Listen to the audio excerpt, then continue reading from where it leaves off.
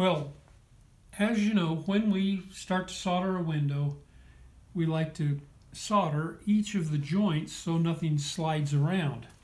Now, on a window like this, the first thing I like to do is push all of the pieces out so that I can get them right up against the nails so that the window will be the right size.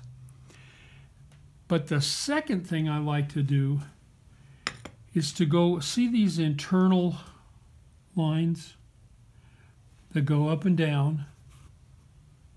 I like to make sure that they're straight. So this piece here is soldered in already, so I know that this one's going to stay right there. However, this one was over here, and now I pull it back to where it's got very little space here. And see, the same thing is true with this one. I can pull it back just slightly. See, so it's got a nice straight line coming all the way down. So I'm ready to get this one. Now, one of the things I want to also show you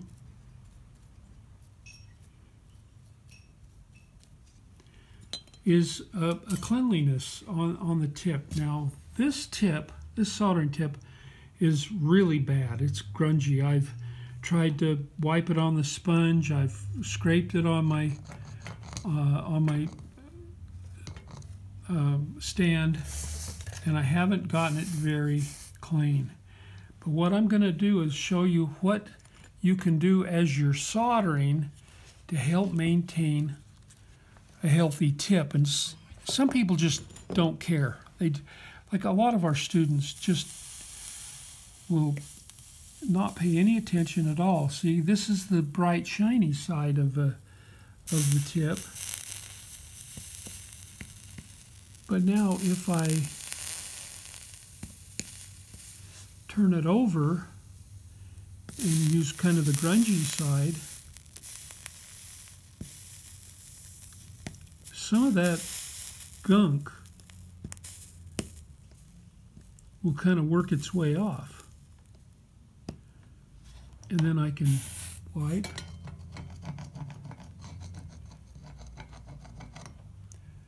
And you can see how I've got a little spot here that's starting to shine up. Well, that's going to continue to improve as I solder if I keep getting to it. Now, the reason the students don't do that is because they just don't understand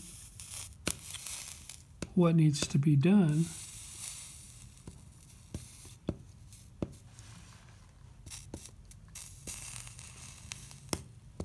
So now I've got that side, which is fairly clear, see? And then I've got this side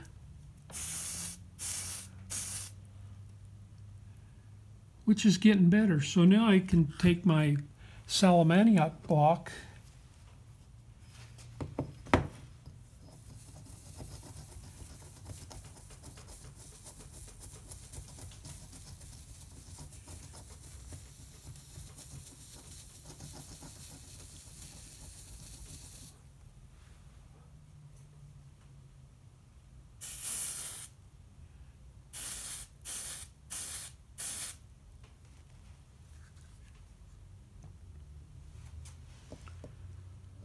I'm going to put a little drop of solder on it.